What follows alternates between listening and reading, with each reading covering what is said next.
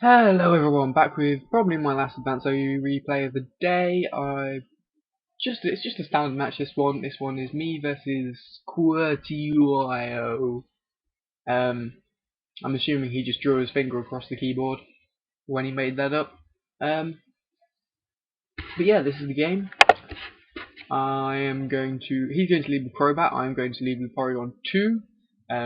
Crobat's going to Sludge Bomb, and I realised the error of my ways because I realised I still haven't changed my EV spread from the crappy Smogon EVs. And Poison plus Choice Band Sludge Bomb is going to make me switch out here, but he switches out too. So Miltank comes in and Jirachi comes in. Miltank's going to have to get out of the way. I'm going to have to just go for the obvious wish. I didn't know Rhydon was coming in. I'm just going to go to Fortress. He's going to Earthquake 41%, and Wish is great. And the Wish is going to come true, and that's going to force him out. He's going to do a Blaziken, which is definitely bad. I'm going to spike up, and I'm going to have to get out of the way. I'm going to go to the best thing that I think can take on Blaziken on this team, which is Dusclops. And he substitutes up, and not only that, but he doesn't gain leftovers, so that immediately tells me that he's sub-reversal, which is pretty risky, and definitely something I'm against, and I don't think you should run it. Sub-reversal, as shown here, is easily ruined by Tyranitar, and the only way you can get around it is by running a weather inducer. If you ran a weather inducer, then your choices are pretty much stuff like Sunny Beam Executor and Rain Dance Lunacolo. But Sunny Beam Executor doesn't really stand a chance against Tyranitar. Tyranitar can just switch in, activate Sandstorm again, and if it was charging a Solar Beam, then it will die to a hidden power or whatnot. And Rain Dance Ludicolo will be kind of counterproductive to pair with Blaziken because Rain Dance will half Flamethrower's power or Fire Blast, whichever you're using. So definitely not good to use Sub-Reversal Blaziken. I really don't think it should be on Smogon's website. It's not a viable set. So now we're just in this situation, Miltank versus Dusclops. I'm pretty confident I can do nothing here apart from Will-O-Wisp. I'm pretty confident he can do nothing here apart from Body Slam. He goes for Seismic Toss, which isn't going to do anything. I'm just going to wake up and burn him. Obviously, he's probably going to have Heal Bell, but really all I'm doing is just granting myself a free switch. So I'm going to take advantage of that. Excuse me. I'm going to take advantage of that, goes Jirachi, and I'm going to go for another Wish again because I have a Hurt Porygon 2, and I have a viable switch into Fortress when he brings in this Rhydon. So I'm just going to Wish. I'm going to get out of the way, go to Fortress. Earthquake is going to do 46%. Wish is going to bring back up, and I'm fighting fit condition. He's going to Earthquake. I'm going to Earthquake, see how much it does. It doesn't do a whole lot, and that puts me in a bad situation, so I'm going to get out of the way. I know he's choice locked. I'm going to go to Celebi, who's going to take up the Earthquake pretty well. Executor, who it will be his weather user, is going to come in and absorb the Leech Seed, but really, what's Executor going to do? Best it can do is Sunny Beam, which I'm assuming he's carrying. Here I make a derp. I should have really waited a turn to let him set up the Sunny Day and gone to the Sandstream. I'm not really sure what I was thinking there, so I'm going to have to get out of the way again. Goes Jirachi.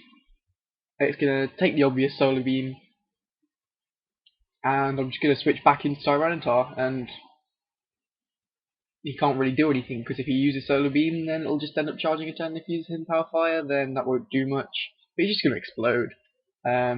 Do a good choke to Tyranitar. Blaziken's going to come in again on a layer of spikes and Sandstorm damage. It's going to get speed boost.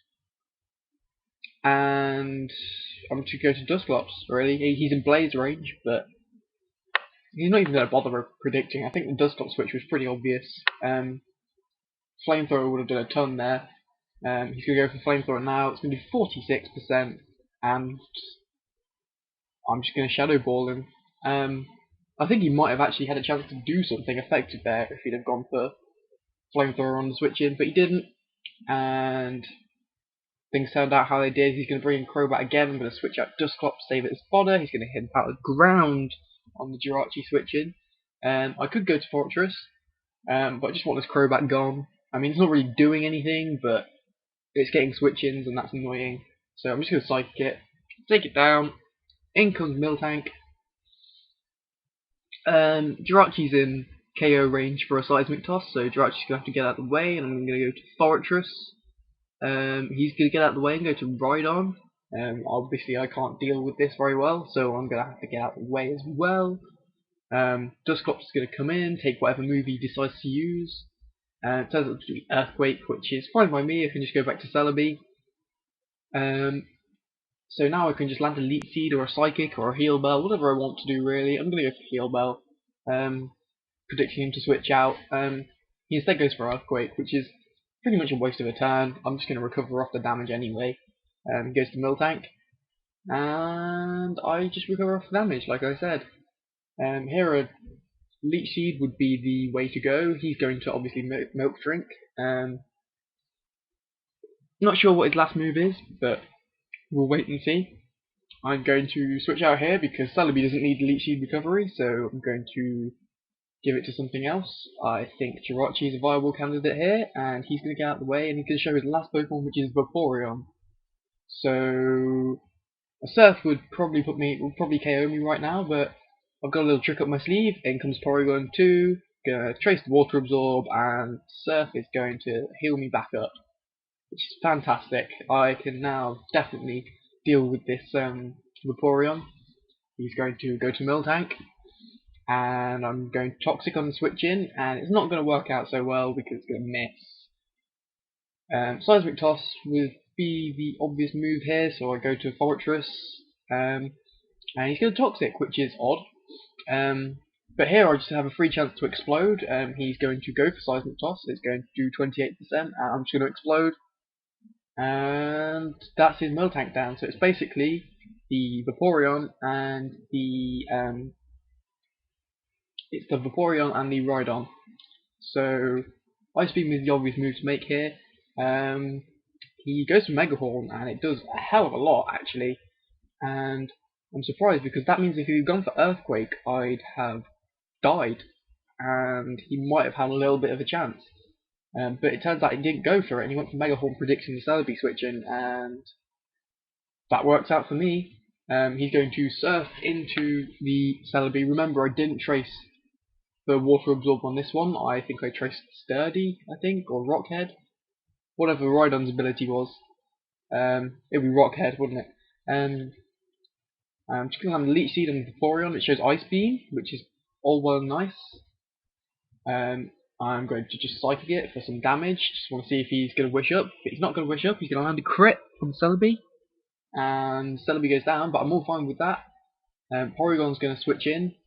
Trace Water Absorb, so it's only a viable move to attack me with is Ice Beam. And I'm pretty sure I get a free recover here. He's going to Ice Beam. I live at 1% and freeze. But luckily I thaw out. Thank God for that. That would have been pretty iffy if that had occurred. But I'm just going to get the recover off, and that's going to save my ass. Leech Seed is going to kick in, and he's going to leave the game. So, that was slightly closer than I wanted it to be at the end there. I think the Vaporeon definitely pulled back, but I also think they made some major team building decisions in using a sub-reversal Blaziken. That was definitely... I wouldn't recommend that set ever to anything ever. It's one of the few times I will actually say that. But it has absolutely no place in the game. Tyranitar just screws it over so much, and the things that you compare it with are kind of counterproductive. So stick with normal Blaziken sets like Swords Dance and Sub Punch and those kind of sets. Just for future reference, guys. I think the only really viable sub-reversal user is Sizzle. And even then that's not that viable because it's kind of slow, so you'll need Salak Berry, and its reversal isn't as powerful as something like Blaziken's or Heracross's, so it's a bit iffy. I would personally stick with just normal sets, to be honest. But yeah, that was the game. Hope you liked it. Hope you like me and the channel, because if you do, then you can do the thing where you press the like button and you make a comment, and then you do the other thing where you subscribe to the channel. I think 4 out of 7 billion people in the world is pretty poor at the moment, man. Could do with some help. And I should be getting a better mic soon, so hopefully all this clickety-clackety issues that I have with recording should be sorted out. But anyway, I shall see you another time. Hope you like this, and I'll be back with more.